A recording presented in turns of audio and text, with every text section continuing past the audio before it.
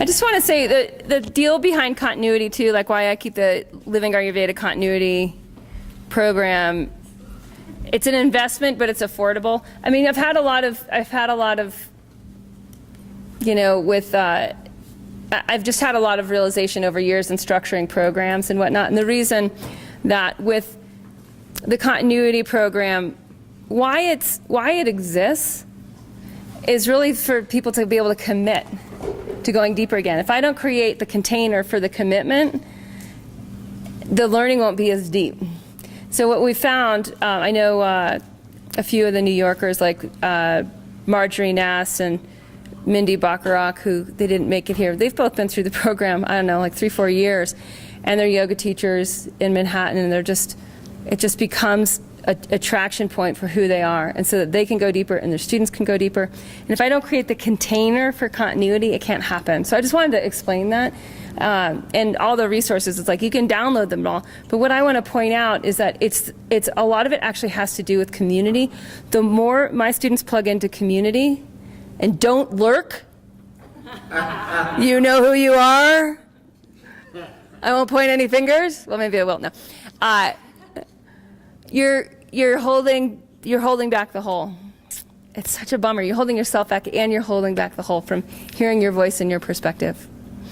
And so as we continue, the continuity students, actually, I try to pull you up more, your voice up more to anchor the program. And it's part of what you may have heard of the continuity students in your program of like, wow, they help bring a level of depth and an energetic container to the experience. And then if you know, for those of you too who are, you know, you're starting in September, you're like, I better not be a lurker. She's going to call me out, right? Like the lurker thing doesn't work. You're not going to get your full investment if you're a lurker. You have to jump in with both feet. You have to try. You have to not care about being right or wrong. It's a safe learning environment. I don't care if you're right or wrong. There is no right or wrong. There's just learning and applying and showing up on Facebook and commenting and supporting and receiving support, which I know is hard for people, some people, to receive that way. But if we get that this is actually how the evolutionary impulse gets traction, that it has a lot to do with that, you know, that Prakasha Vimarsha, the reflection, that the community itself helps the learning happen at a much more accelerated rate than just an online self-study course or then just going to a content library that you've downloaded for later. That it's like those things are great, but what you're going to find is that traction happens with application and community and reinforcement and practice. And that when we have all those parts of it, we start to really quickly accelerate. You know, I was really skeptical. That was the first online course I'd ever done. And I was really skeptical about how the community would be created, what it would be like. And it didn't take long before I was just like, wow, I really feel like I'm in the room. Like when we're on the calls, I feel like you created an environment and so did everybody else, sort of just showing up and feeling like we were there on those calls. Yeah. But sometimes I would hang up and I thought, oh, that was just an interesting experience to feel connected to people that I'd never seen their face, never met.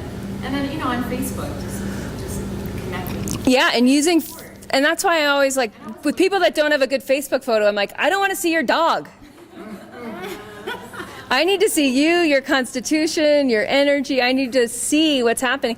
When you guys call in, when you guys press 1 for laser coaching, I go into your Facebook photos. Like, because I'm trying to get as much of a 3D perspective of who you are and get to know you as I can. And we can see like, oh, we can start to do that with each other.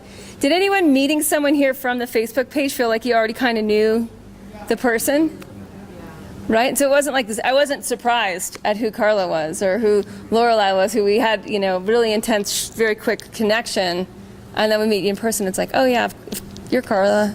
Of course you're Carla, you know. And I think too, on another level, like, I guess that's my worker, I don't know what it's big, but yeah.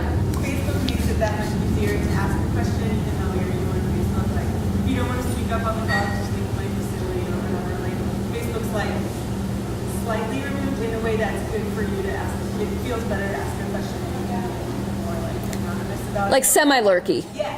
Yeah. Which, you know. Yeah, no, I hear you. I hear you. Get an answer without like having to put yourself completely out there on the call or whatever. Yeah. You don't have the time pressure for Facebook either. Right. So there's so much time on the call. Right. Yeah. Asynchronistic? Yeah, oh, that's great.